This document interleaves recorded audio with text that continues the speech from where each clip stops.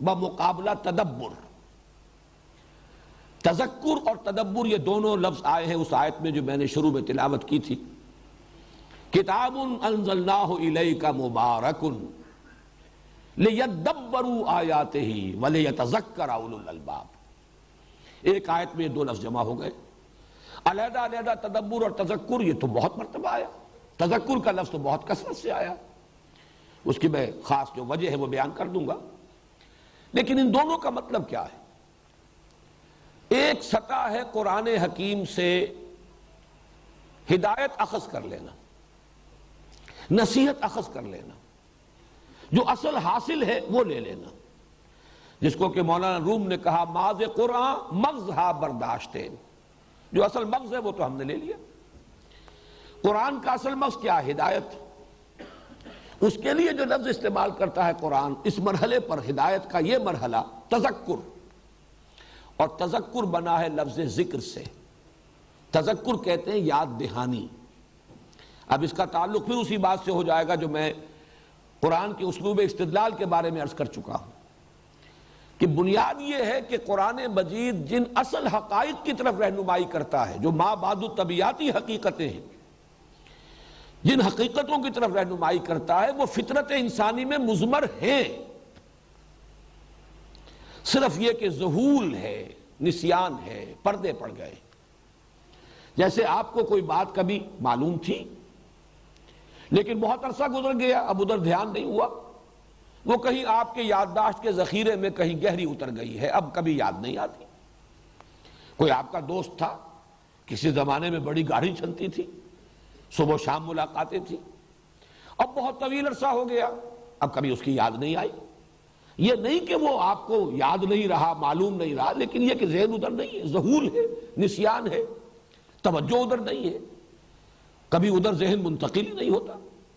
لیکن اچانک کسی روز آپ اپنا ٹرنک کھولتے ہیں تو اس میں سے کوئی رومال، کوئی قلم جو کبھی اس نے دیا ہو آپ کو، وہ اگر برآمد ہو گیا فوراً آپ کو اپنا دوست یاد آ جائے گا. یہ فینومینن ہے تذکر. تذکر جو ہے وہ تعلم نہیں ہے. تعلم کہیں گے کوئی علم حاصل کرنا، نئی بات جاننا. تذکر ہے پہلے سے حاصل شدہ علم جس پر کوئی ذہول اور نسیان کے پردے پڑ گئے تھے، ان پردوں کو ہٹا کر اس کو اندر سے برآمد کر لینا. یہ فطرت انسانی کے اندر جو حقائق مضمر ہیں، اللہ کی معرفت، اللہ کی محبت، یہ فطرت میں موجود ہے. پردے پڑ گئے، دنیا کی محبت غالب آ گئی ہے. دنیا کی دلچسپیوں نے، وہ جو فیض کا شعر ہے، دنیا نے تیری یاد سے بیگانہ کر دیا. یہاں کی دلچسپیاں کہہ لیں، یہاں کے مسائل کہہ لیں، یہاں کی مشکلات کہہ لیں، یہاں کی مصروفیات کہہ لیں، مشاغل کہہ لیں، اس کی وجہ سے ذہول ہے، پردہ پڑ گیا. اب تذکر یہ ہے کہ وہ ذرا پردہ ہٹا دیا جائے، تازہ ہو جائے. وہ جو حفیظ کا مصرع ہے، آؤ سجدے میں گرے لوح جبیں تازہ کرے. اس اپنی یادداشت کو رینیو کرنا، اپنی فطرت میں مضمر حقائق کو پھر اجاگر کر لینا، یہ تذکر ہے. اور قرآن کا اصل ہدف یہی ہے، اور اس اعتبار سے قرآن کا دعویٰ ہے. سورہ قمر میں 4 مرتبہ یہ آیت آئی ہے وَلَقَدْ يَسَّرْنَا الْقُرْآنَ لِلذِّكْرِ فَهَلْ مِن مُدَّكِرٍ.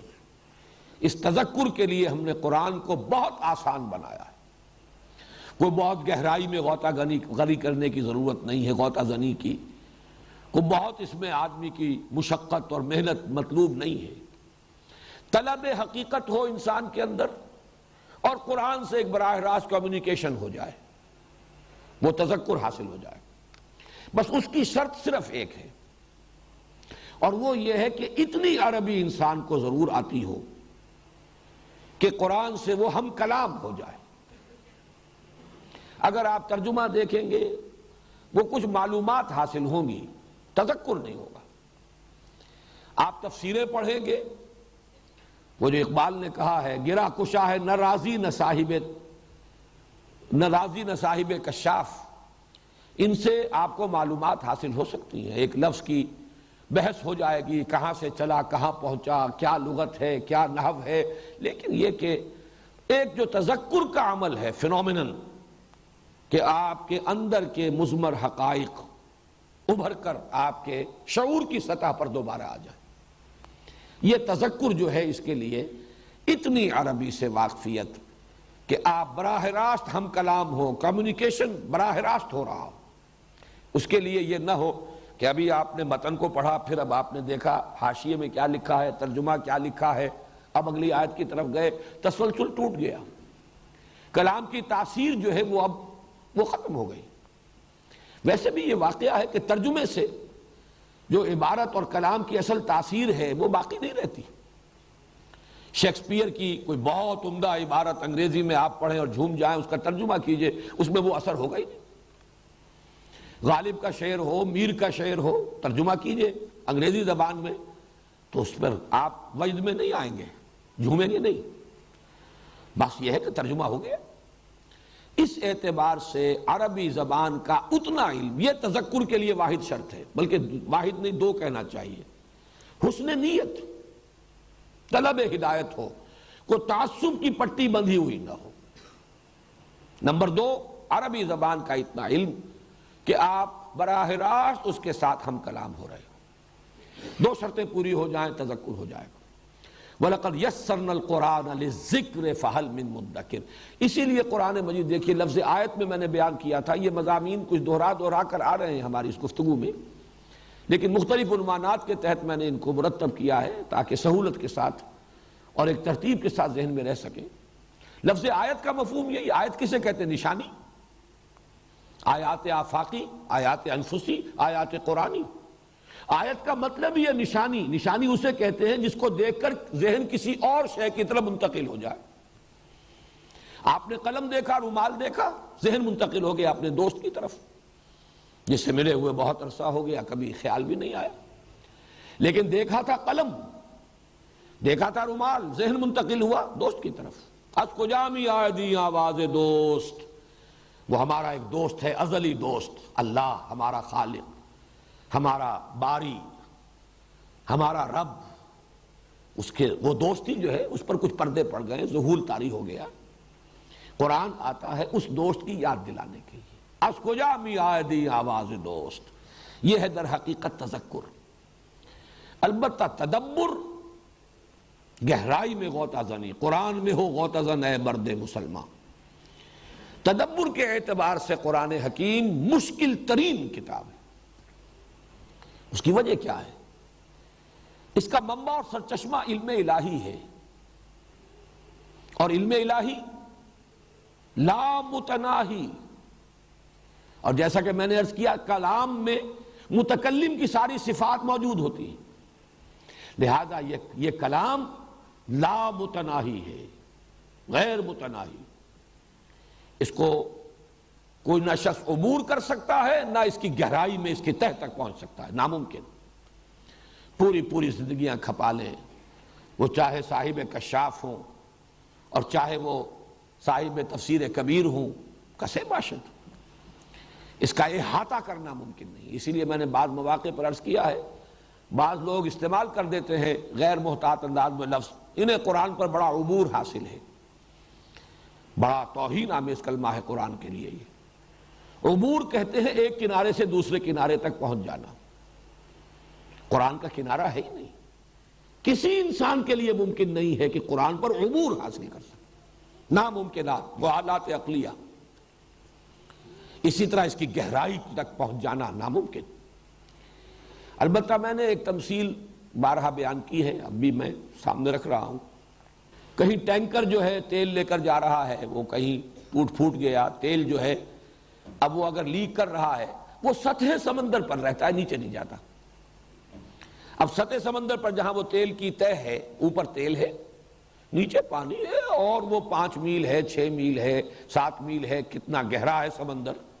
اسی کو سمجھئے قرآن حکیم کی اصل ہدایت، اصل ذکر، اصل تذکر تو اس کی سطح پر موجود ہے۔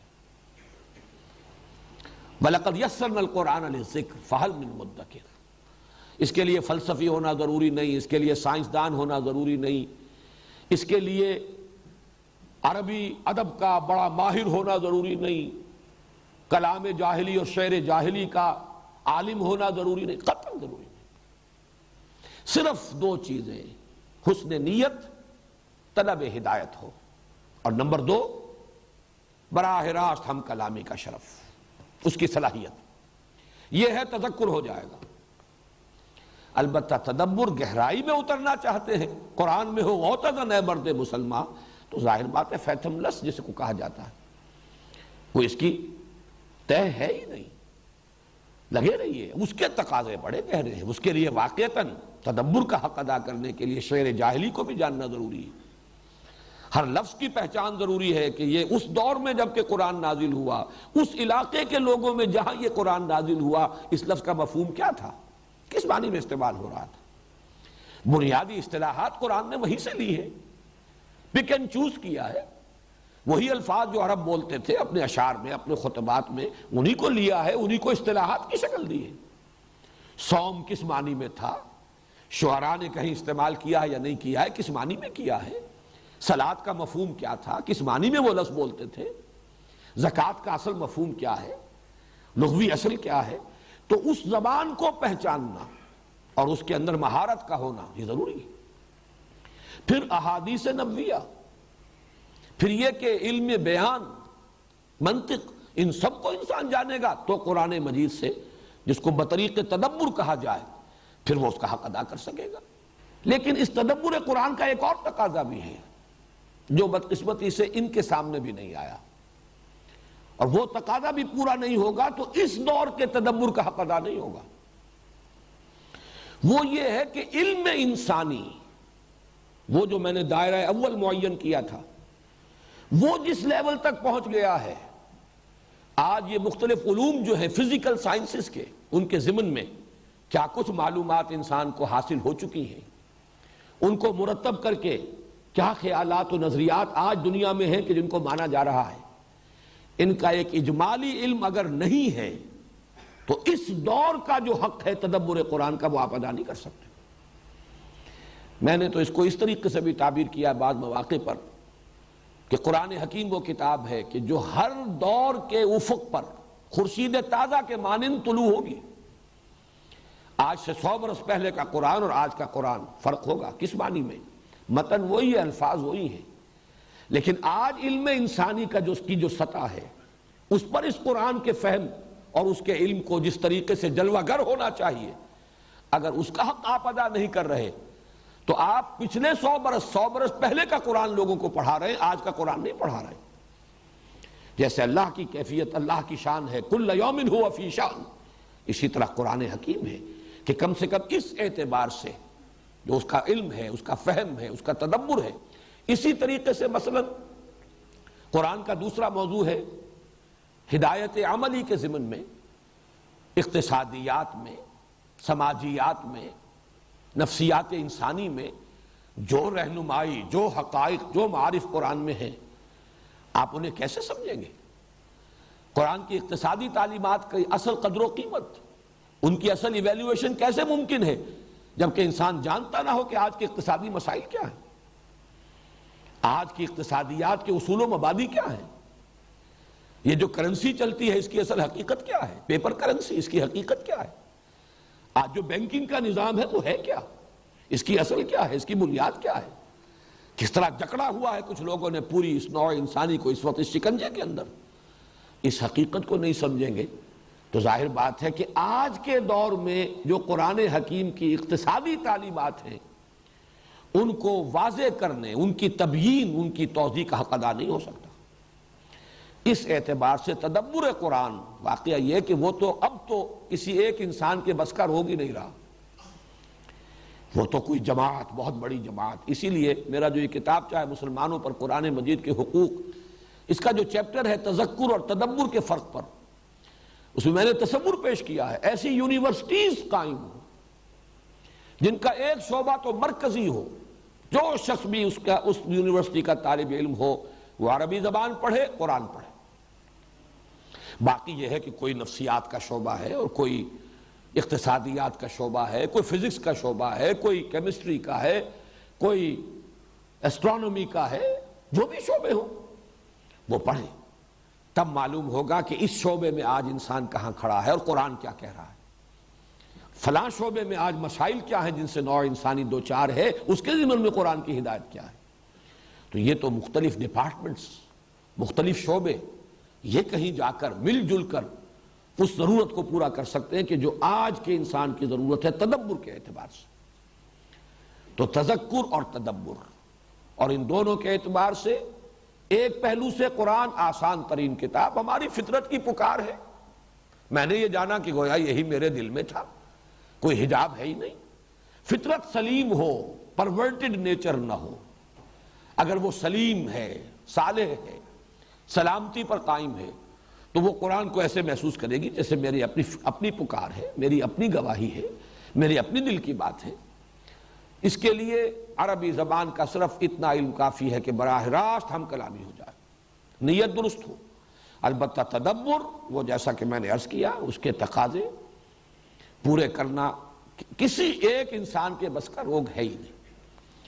وہ تو یہ ہے کہ یہ تمام علوم، اور جو شخص بھی اس میں پہلا قدم بھی رکھنا چاہے، ایک اجمالی خاکہ ضرور اس کے ذہن میں ہونا چاہیے، آج ان فزیکل جو سائنسز ہیں ان کے اعتبار سے انسان کہاں کھڑا ہے۔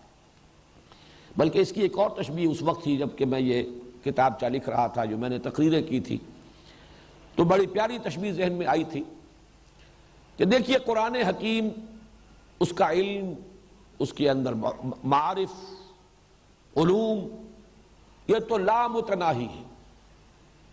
البتہ انسان اس سے اخذ کرتا ہے اپنی بساط کے مطابق، ہر انسان۔ اس کی ایسے ہی مثال ہے کہ جیسے سمندر میں تو پانی بے تحاشا پانی ہے، آپ پانی لینا چاہتے ہیں تو جتنا کٹورا آپ کے پاس ہے اتنا ہی لیں گے، جتنی بالٹی آپ کے پاس ہے اتنی لیں گے، جتنی کوئی دیگچی ہے، دیگ ہے، اتنا ہی لیں گے، جتنا ظرف ہوگا اتنا آپ اخذ کر سکیں گے سمندر سے پانی۔ اس کے معنی مطلب یہ نہیں کہ سمندر میں اتنا ہی پانی تھا، لیکن آپ اتنا ہی پانی اس سمندر سے لے سکتے ہیں جتنا ظرف آپ کے پاس ہے۔ تو انسانی ذہن کا ظرف جو ہے یہ بنتا ہے، جو بھی علوم ہے، انسانی علوم، ان سے ظرف بنا۔ یہ ظرف جو ہے آج سے پہلے بہت تنگ تھا، 1000 سال پہلے کا ظرف بہت محدود ظرف تھا، وہ جو انسانی علوم ہے ان کے اعتبار سے۔ آج کا وہ ظرف بہت وسیع ہے۔ اب آج آپ کو قرآن مجید سے اگر اصل ہدایت اخذ کرنی ہے تو آپ کو اس ظرف کے مطابق اس سے لینا ہوگا۔ اور اگر کچھ لوگ ابھی اسی دور میں رہ رہے ہیں، انہیں ان چیزوں کا علم حاصل ہی نہیں، تو قرآن مجید کے بہت سے جو مخفی حقائق ہیں ان پر منکشف نہیں ہوں گے۔